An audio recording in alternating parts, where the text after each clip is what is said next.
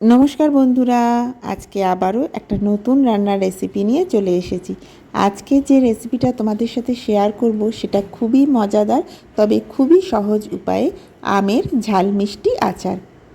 যারা একদম নতুন নতুন রান্না শিখছো, এখনও আচার চাটনি এগুলোর সাথে সেইভাবে সখ্যতা হয়নি, আজকের রেসিপিটা তাদের জন্য।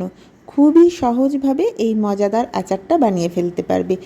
এতক্ষণে দেখে তো বুঝতেই পারছো আচারটা কতটা লোভনীয় হয়েছে। আমের সিজন তো প্রায় শেষ, এখন এই আচারটা করে 1 বছর পর্যন্ত কিন্তু কাচের শিশিতে সংরক্ষণ করতে পারবে। তাহলে চলো আর দেরি না করে রান্নাটা শুরু করি। আমি এই আচারের জন্য 1.5 কিলো কাঁচা আম নিয়েছি। প্রথমে খোসা ছাড়িয়ে ধুয়ে ভালোভাবে জল ঝরিয়ে নিয়েছিলাম। আমি ছোট ছোট টুকরো করে কেটেছি, তোমরা তোমাদের পছন্দ মতোভাবে কাটতে পারো। প্রথমে কড়াতে বড় কাপের 1 কাপ জল বসিয়ে দিলাম। জলটা হালকা গরম হয়ে গেলে কেটে রাখা আমটা দিয়ে দিচ্ছি। আমি প্রথমেই বলেছি আচারের এই রেসিপিটা একেবারে নতুন রাঁধুনিদের জন্য, যারা খুব সহজে আচার বানাতে পারবে। তাই প্রথমেই কাঁচা আমটাকে আমি এভাবে সেদ্ধ করে নেব। চাপা দিয়ে 12 থেকে 15 মিনিটের জন্য মিডিয়াম ফ্লেমে আমটাকে সেদ্ধ করে নেব। আমটা যতক্ষণ সেদ্ধ হবে আমি একটা মশলা বানিয়ে নিচ্ছি। চাটুটা ভালোভাবে গরম করে নিয়ে কিছুটা জিরে, কিছুটা মৌরি, কয়েকটা শুকনো লঙ্কা আর কিছুটা ধনে দিয়ে দিলাম। মিনিট 2-3 শুকনো খোলায় এভাবে মশলাটাকে ভেজে নিচ্ছি। মশলাটার দেখো রং চেঞ্জ হতে শুরু করেছে, মানে ভাজা হয়ে গেছে। গ্যাস বন্ধ করে দেবো। মশলাটা ঠান্ডা হয়ে গেলে মিক্সিতে গুঁড়ো করে নেব। এবার কড়ার ঢাকাটা খুলে দেখব। আমটা দেখো ফুটতে শুরু করেছে। খুন্তি দিয়ে এভাবে নেড়ে চেক করে নেবে। আমটা এখন 80% মতো সেদ্ধ হয়ে গেছে। আমটা যখন প্রায় সেদ্ধ হয়ে আসবে তখনই এর মধ্যে আমি চিনিটা দিয়ে দেবো।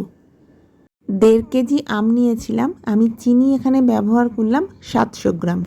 তবে আচার বানানোর সময় আমটা একবার মুখে দিয়ে দেখবে, যদি প্রচণ্ড টক হয় আম তাহলে চিনির পরিমাণটা একটু বাড়িয়ে দিতে পারো।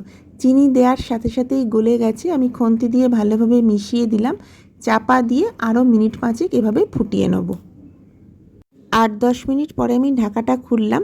চিনিটা গলে গেছে, শিরাটা বেশ ঘন হয়ে গেছে, আম আর চিনির শিরা বেশ ভালোভাবে মিশে গেছে।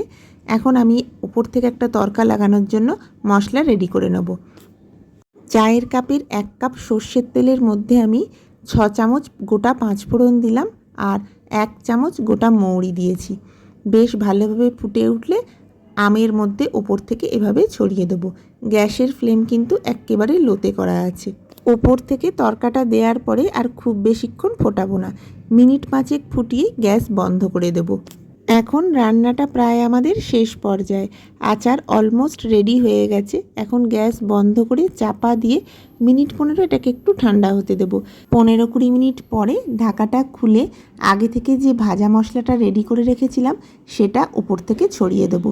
খুন্তি দিয়ে খুব ভালোভাবে মিশিয়ে দিলাম। আমের ঝাল মিষ্টি আচার কিন্তু একেবারে রেডি। দেখলে তো কত সহজে হয়ে গেল। এবার এটাকে কাচের শিশিতে স্টোর করে রাখতে পারো। মাঝে মাঝে রোদে দিও, 1 বছর পর্যন্ত কিন্তু এটা ভালো থাকবে। ঠান্ডা হওয়ার পরে এটা কীরকম দেখতে হলো চলো তোমাদের একবার দেখিয়ে দিই। এটা কিন্তু ভাত বা রুটির সাথেও দারুণ লাগে। আচারের অনেক রকম রেসিপি তো তোমরা নিশ্চয়ই দেখেছো অথবা ট্রাই করেছো, তবে আমি বলবো একবার এইভাবে বানিয়ে দেখো। এর থেকে সহজ পদ্ধতি মনে হয় না আমার আর হয় বলে।